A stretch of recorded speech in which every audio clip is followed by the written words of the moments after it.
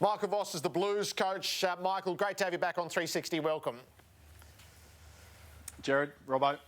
How have you set Monday night up at the club with training and a dinner? Yeah, we just get a chance to be able to take stock. It's it's a chance to be able to sort of move past the season that was, and we start to fixate on what the finals campaign looks like, and so just an opportunity to be able to come together as a team and sort of set our theme for the next month and lock in on what we need to be able to do next. So there's lots of threads to pull out there. Let's just cut to the chase, shall we? What do you know fitness-wise out of training tonight? Do you have any questions that you're able to definitively answer on yeses or nos? Oh, the definitive answers are that all the boys have got through this particular session, which was actually a really important one because there was a fair bit of match simulation in it today. So what I can say is they all got through well. So it'll come down to now tomorrow when we sit down and over the coming days to work out, exactly who will be out there. And there's probably two distinct categories for us. We've sort of spoken about guys like Mitch McGovern who've only really missed a game or two, Zach Williams the same, Harry, Charlie being the same, and then we've probably got this other group that have missed a little bit more football that we'll have to give a little bit more consideration to. Vossi, as you can imagine, the conversation on the selection is going to dominate the Carlton thinking and supporter thinking. Are you all chips in? Is this an opportunity because it's elimination final, you get your best players back?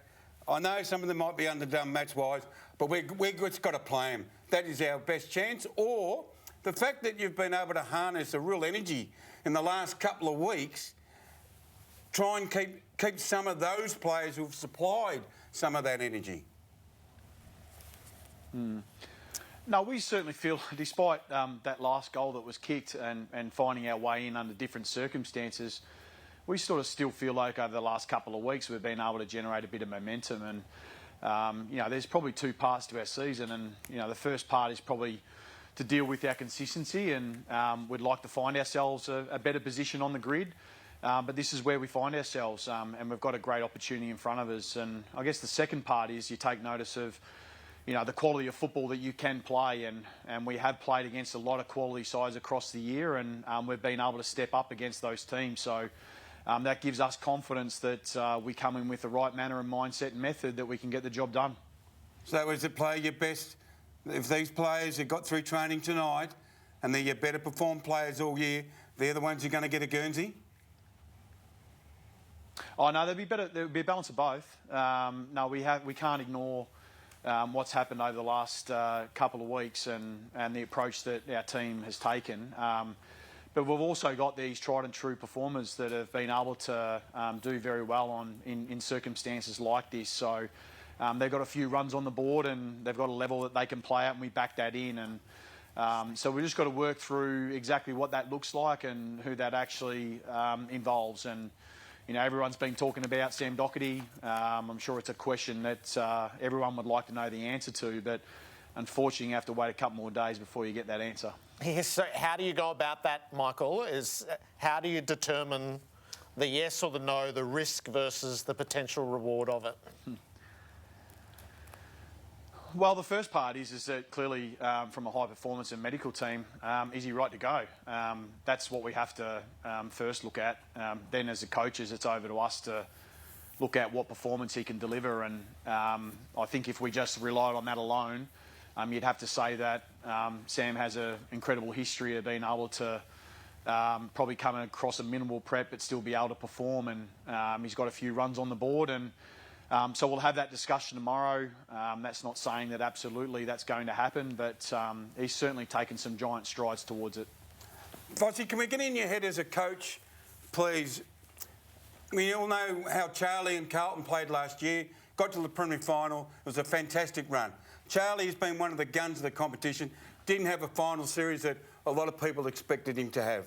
As coach, do you talk to Charlie about that and say, hey, Charlie, this time last year, you didn't quite stand up to the level that was required.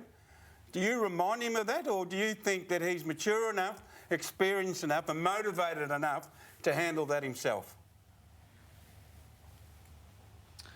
No, we're having discussions all the time. I just, the urgency around it though, we have to temper it just a little bit. And I think what people forget is that, we've been played part of our first finals campaign for such a long time at this football club, and that was Charlie's first final series. And of course, we want every player at their optimum. But if they're not, we also embrace their role that they play and the energy they have to tip towards their team.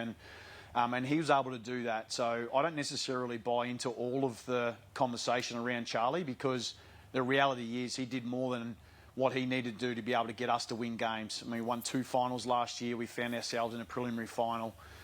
He was able to get a job done for us. But clearly, if you're asking Charlie, I mean, he would like to be able to impact all games he plays. But for what we're asking him to do, I thought he did a magnificent job. And if that's the minimum we require and that's what we get, then we'll take it. And philosophically, Michael, so there's 8, 9, 10 names. Do you have a philosophy around how many changes is too many to a team, or is this a unique circumstance, given that you had three bare squads, elimination game, week off, and here we are? I think you've got to accept it for what it is, which means that you're going to have to put some risk into this. We're going to have to do it a little bit different, a little bit unique. There'll be some guys that are coming in really fresh, but we do have to weigh up that possibility of how many's too many, and they're all in their own individual circumstances. So look, it's a strong consideration for us, but I can guarantee you one thing: the team we put out there will be put out there to win, but we also understand we have to take a little bit of risk in it. Will you do that? Of course you'll do it collaboratively, but in the end, someone's head has to go on the block. Will you put your head on the block on those calls? Yeah, ultimately that's the decision of the coach to make. I mean, we get a whole heap of information, and we're balancing that constantly. And the reality is that the end decision is in the betterment of the team, not the individual. And that's what we're the guardian of. And when you get these really split-head decisions that you've got to be able to make as a coach sometimes, and I'm sure there'll be a couple of those over the next couple of days, but we've had a great collaboration over the last probably from late last week into this week. A really important session today was and getting through that, and then sort of taking stock and start to think about what that team will shape up like over the next couple of days. What that means, I guess, for the Brisbane Lions, well, it's going to be hard to plan against us because we've had to do a lot of different things in our game plan, and our forward makeup could look, completely different to what they've seen in the past. So from their oppo planning, it's might be a little bit more difficult for them, but there might be some small element of surprise. But in finals, generally 2 teams know each other very, very well, and we have to be able to execute our method. Voss, can I talk to you about the overlay of motivation versus strategy and taking away Brisbane's best parts of their game and you putting your best parts of your game in action? As we sit here right now, a lot of people are saying Carlton can't win. They will not beat Brisbane. Do you use that in any way when you talk to the players in the build-up emotionally, mentally to this game? No, not really. Well, I don't think so. If the finals is not motivation enough, then I'm not sure you need to have those levers. It's, we're motivated by a lot of different things intrinsically, what our purpose is and how we want to play the game. And we're also motivated by our own story, and our story is not finished. And the reality is it can be we can sort of write our own little chapter here, and it can be a pretty awesome story to tell. So it's certainly well and truly not finished, and we're not expecting it to finish on Saturday night.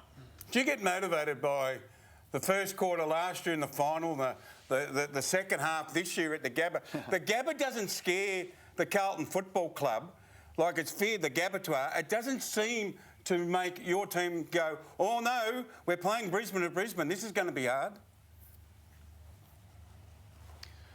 Well, it's a good point you raise, Robbo, because, we walked off the Gabba last year losing that prelim final, and, every final audits your system and you get to work out what you're doing right and what you need to keep working on. And so we used a whole pre-season to be able to pull apart that game and what was going to help us be able to play sustainably great football.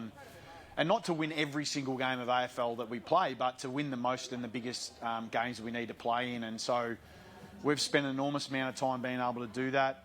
Clearly the experience we had in Brisbane played a role in that. But it's not the only thing clear that we're going after. But it certainly helps going back there early this year and getting a job done against this opposition. But you know, we still know we've got a fair bit of work ahead of us. And it felt like when we saw you in finals for the first time, this group, it was like a lot of them were made for finals. Will you draw on that tonight? Yeah, we will. But it's more, I think for us, everything was somewhat new last year, and we only had a few players that had played finals previously. So you know, the boys just couldn't wait to get out there. There's a lot more familiarity, so you would hope that brings a little bit more composure and understanding that finals football is very different. And I can't impress upon people enough that this is now a new season. Last season is the home and away series, and this season is the final series. And you've got to go and earn the right again. No one gives you what you get next, and we intend to earn it.